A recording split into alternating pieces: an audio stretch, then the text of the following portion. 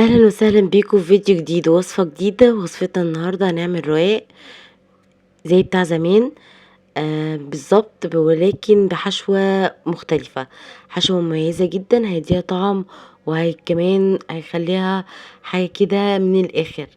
جربوها ان شاء الله وتعجبكم. متنسوش لو اول مرة تشوفوني تفعلوا زر الاشتراك، الزر الأحمر تحت الفيديو، ولايك للفيديو لو عجبكم.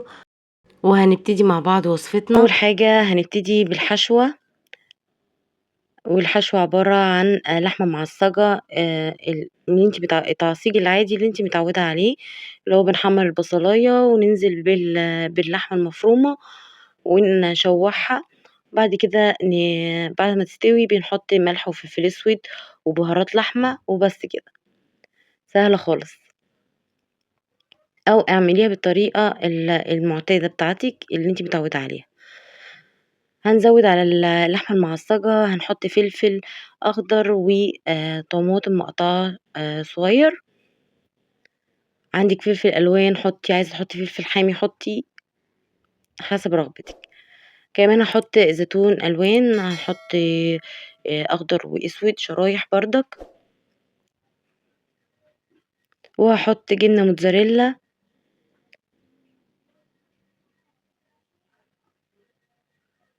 عايزة تحطي جبنة رومي، جبنة شيدر، ممكن تحطي الجبنة اللي عندك أو المتوفرة عندك، بس هي الجبنة الموتزاريلا بتديها مطة كده وطعم جميل. هقلبهم كلهم كده مع بعض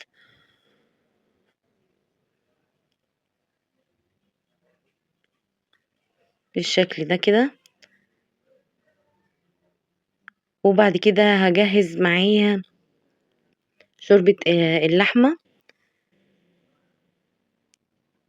اللحمة ومتحط عليها فلفل اسود وملح وكل حاجة، ومصفياها من الخضار اللي ببقى حطاه فيها.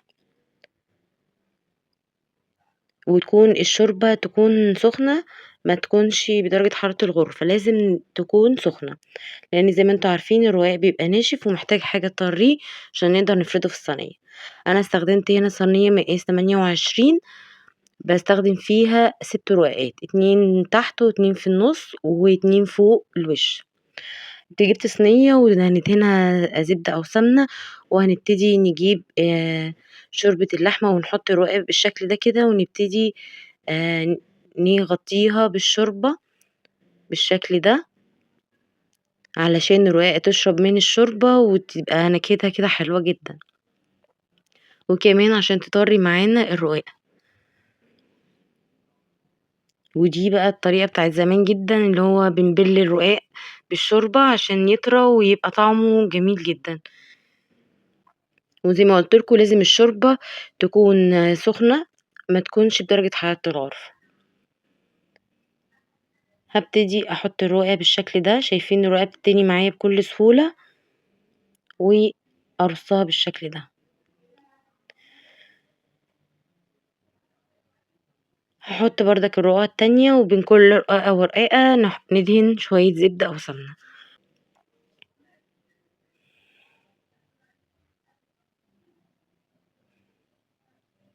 لازم لو الشوربة بردت معاكي تسخنيها تاني. اهم حاجة لازم تبقى سخنة عشان الرقاقة تطرى معاكي، متبقاش ناشفة، وعشان كمان الرقاقة لما بتشرب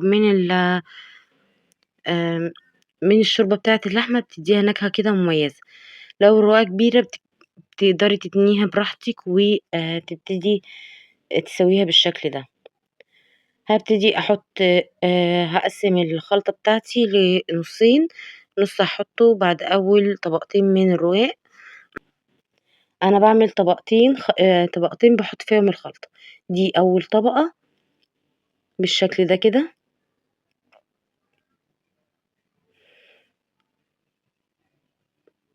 وبفردها في الصينية كلها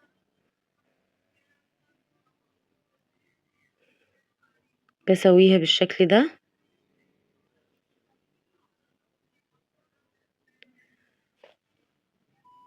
وبنبتدي نرص طبقة الرقاق التانية، بردك هنسقيها باللها من الشوربة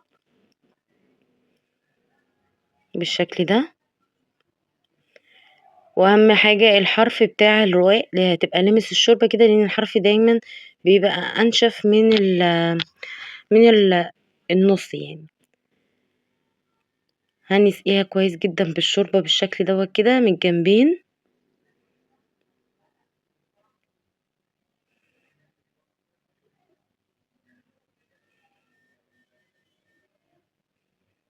من كل النواحي تبتدي تسقيها بالشوربة.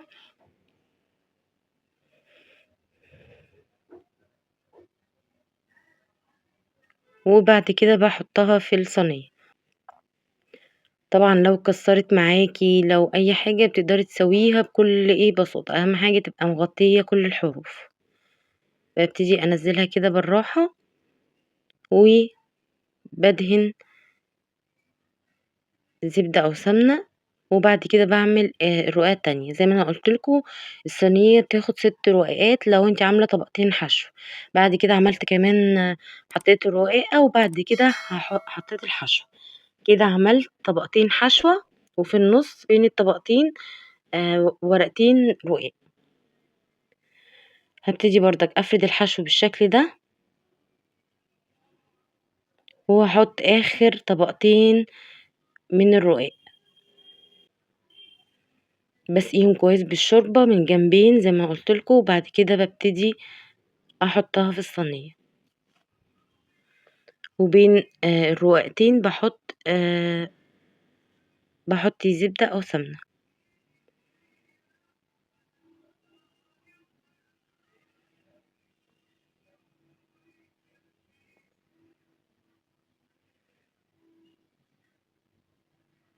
وكمان حطيت الطبقة الأخرانية وهادهنها زبدة أو سمنة. وبعد كده هابتدي نقطّعها، لازم نقطّع الرقاق الناشف لازم يتقطّع قبل ما يخش الفرن. لمّا بييجي يتقطّع بعد ما بيخرج بيتفتفت كده ويبقى شكله بيتلخبط، أهم حاجة تقطّعيه قبل ما يخش الفرن. ما دام ساقية الرقاق كويس من الشوربة وطري معاكِ هيتقطّع بكل سهولة. شايفين بيتقطّع معايا بصوا إزاي بكل سهولة جدًا. لكن لو ما سقيتيش الرقاق كويس هيبقى ناشف و هيتكسّر منِّك ويبقى شكله مش حلو يعني. عايزة بقى تقطّعيه مثلثات، مربعات حسب الرغبة بتاعتِك. أنا هاقطّعه مربعات وأنتِ قطّعيه حسب رغبتِك. طبعًا الفرن لازم أكون مشغّلاه ويكون سخن، وبيخش الفرن يحمر من تحت ومن فوق وبتبتدي تطلّعيه.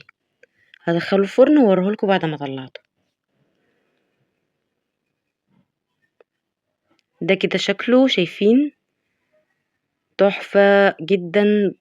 نشف من برّه وطري من جوّه وjuicy جدًا، طعمه جميل، ريحته كمان تحفة. أتمنى يا رب يكون عجبكم. ما تنسوش لو الفيديو عجبكم share كتير عشان تفيدوا بيها ناس كتير. عليكم ورحمة الله وبركاته.